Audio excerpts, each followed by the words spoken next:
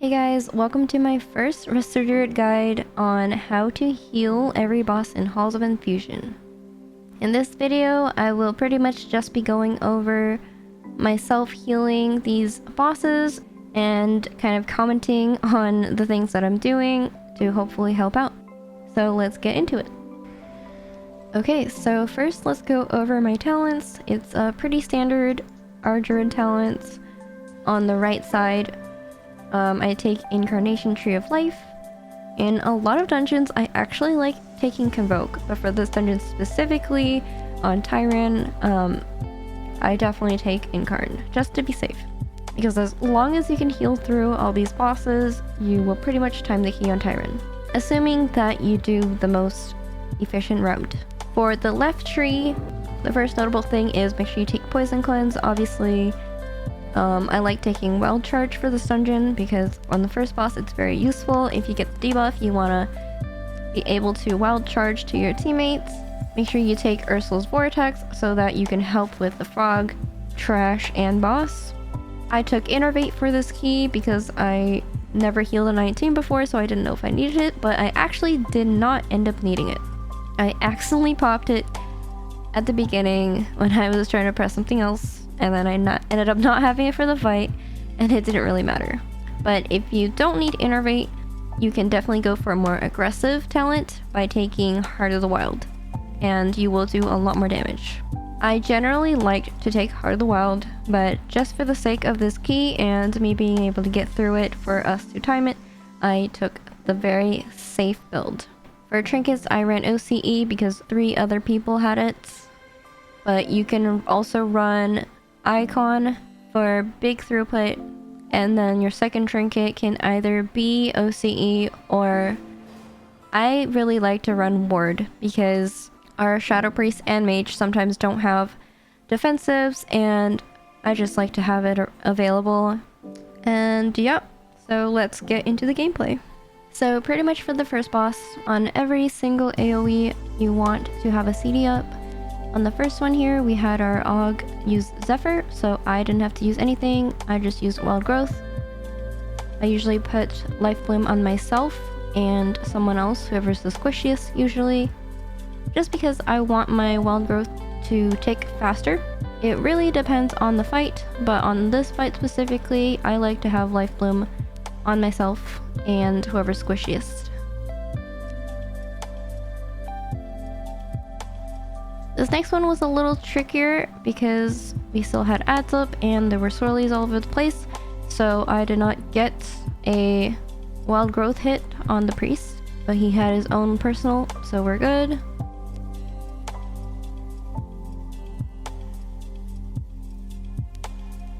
For these dispellable debuffs, I usually like to put Life Bloom on each of us so that we can get topped while we have the debuff. You can see here, both of us have the debuff again. I put Life Bloom on both of us. We're topped. I used to run Tiger Dash in this dungeon, but I've noticed that Wild Charge is way better because it's only a 15-second cooldown. So if you get the debuff a second time, you're not screwed. You can still use it. For this dungeon, I like to run the Incarn build, which means I can just pop it whenever I feel like there are a lot of swirlies because I get instant regrowths.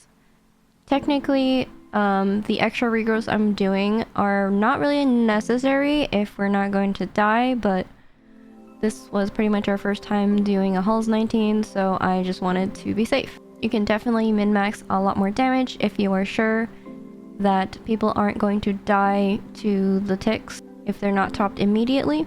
The timer is pretty forgiving on a 19 Tyran, so you don't really need to min-max your damage in this dungeon. As long as you keep people alive, you should be able to time the key.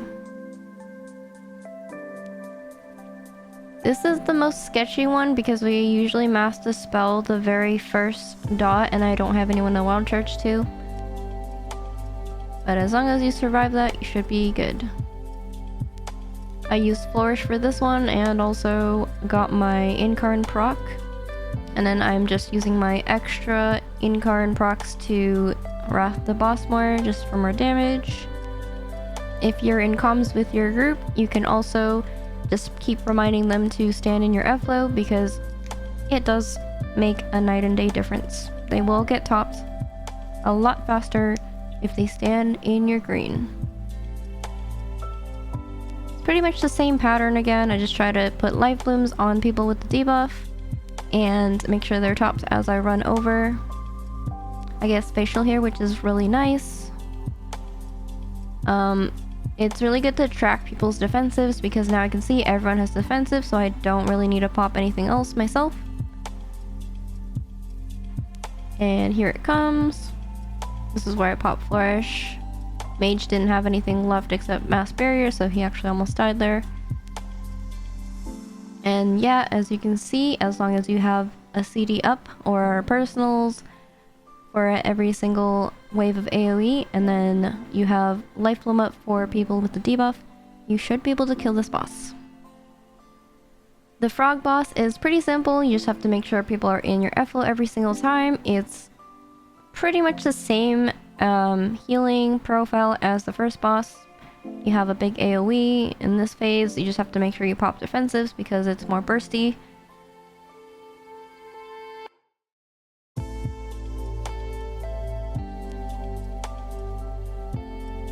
The toxic effluvia is actually a lot less deadly than the ad spawning, so you don't really need to pop anything special. As you can see, I popped my wild growth really late there and we were still fine. The ad spawning is where you really want to make sure you ramp ahead of time, because people will die if they don't have healing in between the ticks.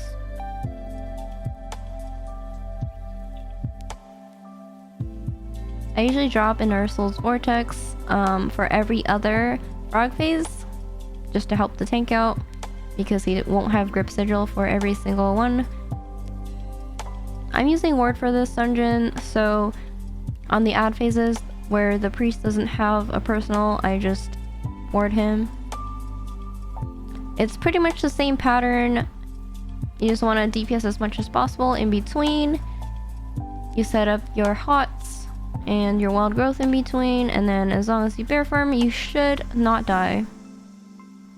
Sometimes it's a little trickier because I'm not sure where the boss is going to end up, so I have to redrop my F-flow. I see that we get mass barrier for this one, so I don't pop any externals. And on this boss, you pretty much just want to maximize your damage as much as possible, because it's one of the only bosses in this dungeon where you can do that. Another trick I use is sometimes I put rejuve on certain targets, because if I ever need to use my Swift Mend to proc a larger wild growth, I always have a target to pop it on.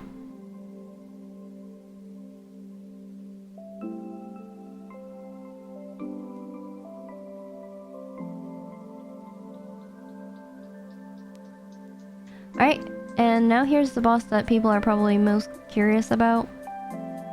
But pretty much the rule of thumb is try to make sure you always maximize your healing throughput.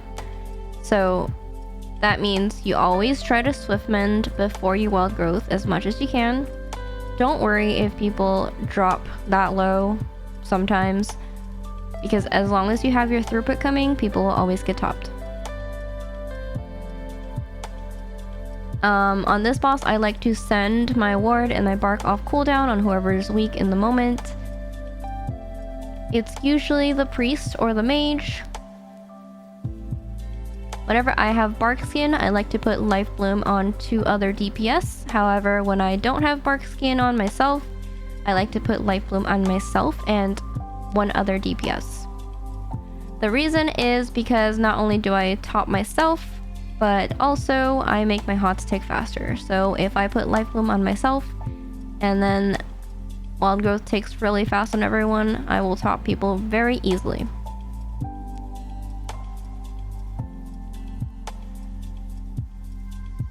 One thing that is different about this fight compared to other fights is that you go really easily, and the main reason is that you have to keep redropping your F-flow, and you do have to use Rejuve on this fight for enough throughput. Rejuve is usually not a very efficient spell, and you don't really want to cast it that much, but on this fight, you kind of do need it for the throughput, and it really drains your mana.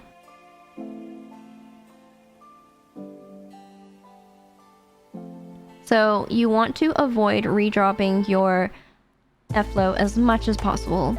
I usually redrop it 2 times every round of the Hailstorm.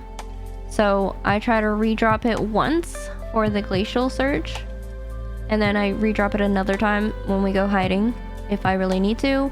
Here, I didn't redrop it again because it was already in position. Oops, our tank died here, got hit. Had to BRS him, and then I fell a little behind after that, but it's okay, we're catching back up. I told people to pop more stuff. I moved my life blooms to them, now they're topped, so... Oh, there's me trying to get rebuffed. I moved life bloom back on myself so that I don't fall behind on hots. But yep, if people don't get topped immediately, don't panic, because as long as they're standing in your F-flow, they have a chance to bloom and get topped very easily. And then since I saw the Evoker pop his Renewing Blaze and his Obsidian Scales, I was not scared of him at all. I put Iron Bark on the Priest instead. So the key to this fight is pretty much just try not to fall behind, and in order to do that, you want to make sure you are doing your rotation right for the entire fight. It's very easy to panic and try to do things that will make you fall behind even more in the long run, but just make sure you stay relaxed and do whatever you can to not mess up the Swift Mend into Wild Growth combo. Right here, I was pretty much at the very end, but boss was about to die, so we're good. I also had my mana pot up at the end there, which I didn't use, but all good. And now for the very last boss, which is really easy. I didn't have a 19 footage because we had a very bad tragedy where the tank moved out of melee range, and we all got one-shot by the Undertow. You don't really have to do the fight like this, but we just wanted to play it safe and make sure we bait out as many orbs as possible so that the tank doesn't have to dodge it as much, because we did not want the tragedy to happen again. But pretty much, you can go in and DPS as much as you want, as long as people are topped. Sometimes you do want to help your tank a little bit because they may not have CDs to survive the tank buster. But this boss is very simple. As long as you survive the big AoE, then you should be able to kill it. Nothing really much to do here, so I'm just gonna skip this area. But if an inundate really does go off, you just want to make sure you do your full combo, life blooms into Swift Mend into Wild Growth, and that's pretty much it. But yeah, in this key, I didn't really min-max DPS that much because we didn't need to for timer, but if you need to, you can definitely go in cat form and try to stack on top of the tank. Just be careful that if the tank does move out of melee range, it is possible for you to get meleeed and die, because that has happened to me once. And then all you gotta do is just survive all these other ones. Ask your DPS if they need externals so you can award or bark them, or you can save bark for the tank if they get hit by the heavy buster and they look like they're dying. Definitely worth to send them a few heals just to make sure you don't wipe. I have been in a key where the timer was very tight by the time we got to this boss, so I was pretty much cat forming the entire time. But yep, if your timer is looking really good, then no reason to risk it. Just make sure you keep people alive and you'll time the key. Alright, that's it for my Resto Druid guide for Halls of Infusion. Good luck in your future keys, and if you enjoyed, please like and subscribe and comment down below which dungeon you would like to see next.